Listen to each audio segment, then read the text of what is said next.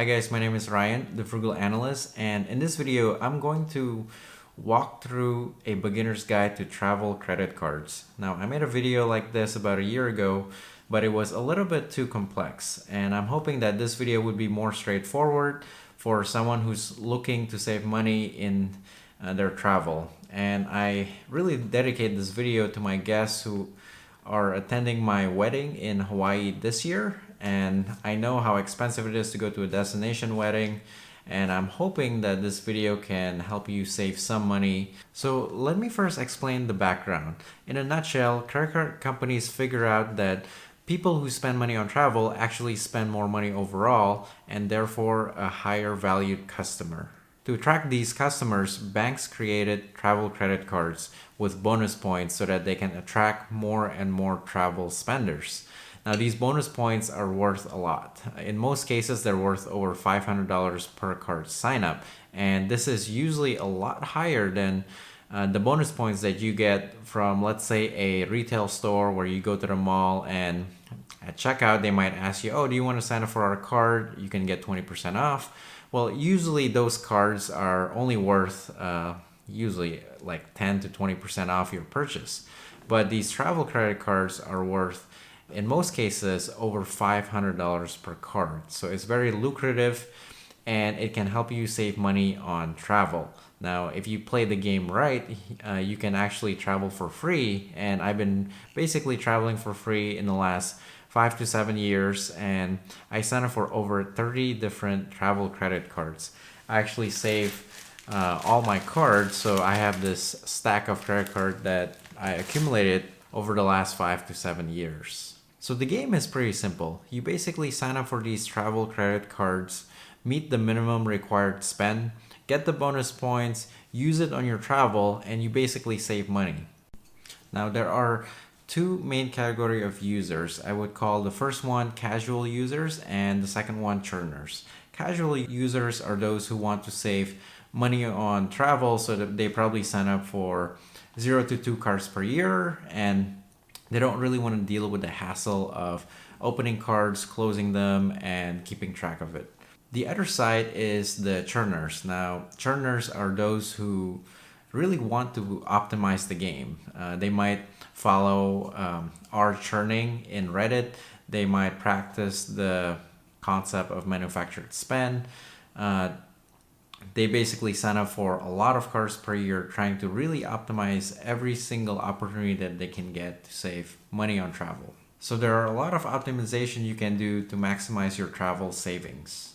So to get started, you need to apply for a travel credit card. Which one should you get? Well, there's basically 3 different categories. The easiest category is the statement credit. And then we have the airlines and hotel credit cards. So let me start with the statement credit cards. And this is basically the easiest thing that you can sign up for, because the benefit that you get, you can basically reimburse or spend your money on all categories such as hotels, airlines, and car rentals. My top 3 card in this category is the Citibank Premier, the Chase Sapphire Preferred, and the Capital One Venture. Now, when you sign up for these cards, the bonus points may fluctuate. So I would recommend signing up when the bonus points is at least this much. So for Citibank Premier, it'd be 60,000 points. For Chase Sapphire Preferred is 60,000 points. For Capital One Venture is 50,000 points. Now, I have this minimum value for when you get these points, but everybody basically value these cards differently, but I would say that these are a conservative estimate on how much these cards are worth. Now, each card is a little bit different. For example, the Citibank Premier, you do have to use their portal to book. And it is kind of annoying. It is very clunky, but they do give you 1.25 cents per point that you can spend on the portal for each point that you have. So it is a really good deal. Now, Chase Sapphire Preferred, this is a really popular card. You can book in the Chase portal, or you can actually transfer it to Hyatt or Southwest once you get your points.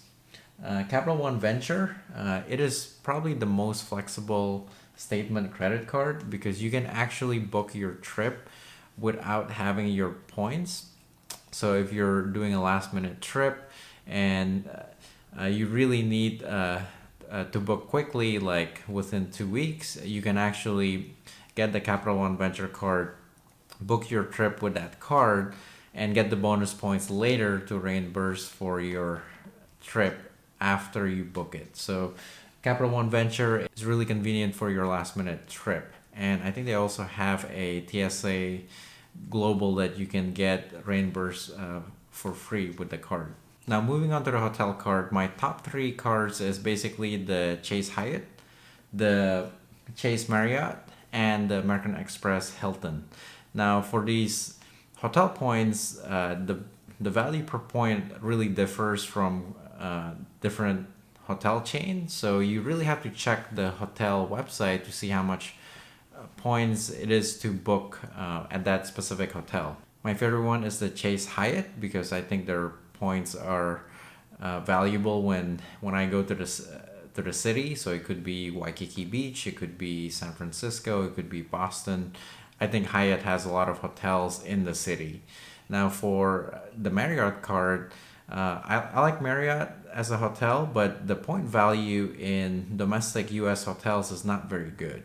But if you were to use it overseas, I think the point value is much better.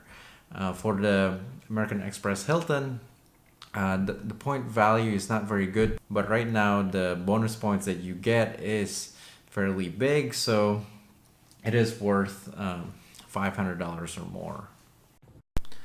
The next category is airlines. This is heavily dependent on what airport you use, and different airport will have different airlines. And for me, I like the Chase Southwest, the Citibank or Barclays American Airlines, Chase British Airways, Chase United, and Hawaiian Airlines. Of course, depending on your destination, you really have to check where you want to go and which airline can take you there. Now for Chase Southwest, I recommend the minimum point sign up is 50,000. Sometime, I think last year they did have a 40,000, but they also give you a companion pass, so that really adds a lot of value if you're using that airline a lot. For Chase British Airways, it's 100,000 bonus points, but usually the spend requirement is really high. I personally never use British Airways, but I like it because you can transfer it to their partners. So I usually, when I go to Hawaii, I use Alaska Airlines, and I would basically call up British Airways to book a flight using British Airways Avios to book on an Alaska airline flight.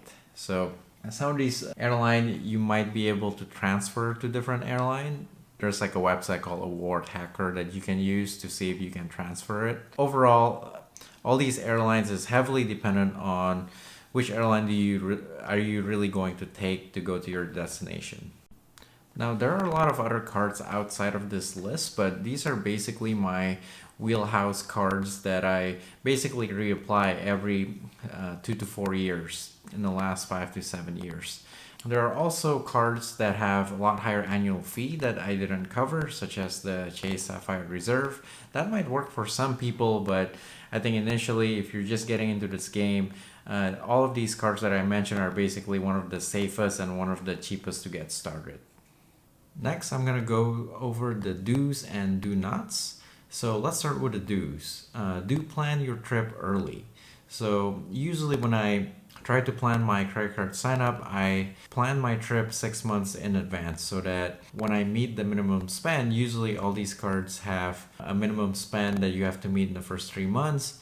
If I meet it at month 3, then I might get the points in month 4. So if I plan it 6 months in advance, I'll have time to really strategize what cards I should be signing up for my trip.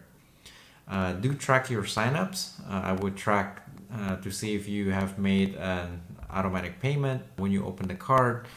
Did you close the card and all that. Do pay your bill every month. So all of these travel credit cards actually has high interest.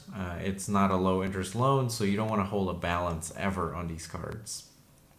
Do cancel before the year end. That is the only way to play the game again in the next 2 to 4 years. Otherwise, you only get the bonus once, and that's not fun.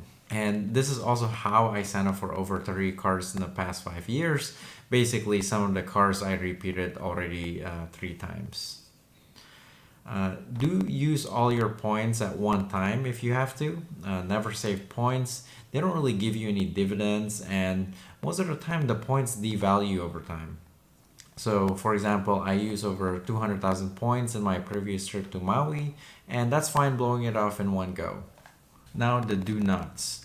Do not add an additional user for a person who can sign up for travel cards.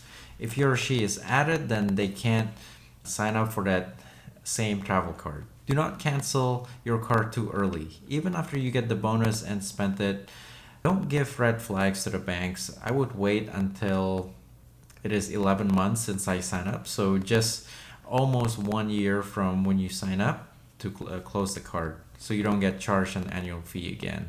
Do not buy what you don't need to meet the spend requirement. That would be a frugal fail.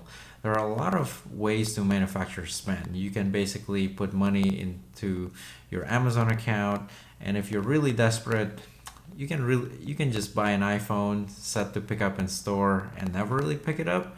You'll get it refunded the following month, but right before that statement close, if you meet the minimum spend, you're basically going to get your points. And I love Apple. I'm recording this on an iPhone. Do not sign up for cards that give a benefit less than $400. Right now the game is just so lucrative that you should only sign up for cards that gives you at least $500. So that's it for this video. I hope you can take advantage of the large marketing budget that banks have. It is one of the biggest benefit from having good credit. All of the points that you get, it's also non-taxable, so they are post-tax. So if you look at this as a post-tax dollars, it's worth a lot more. And all of this info will be summarized at the bottom of this video. So if you have any questions, please let me know. Comment below and subscribe for more frugal videos. Thank you for watching.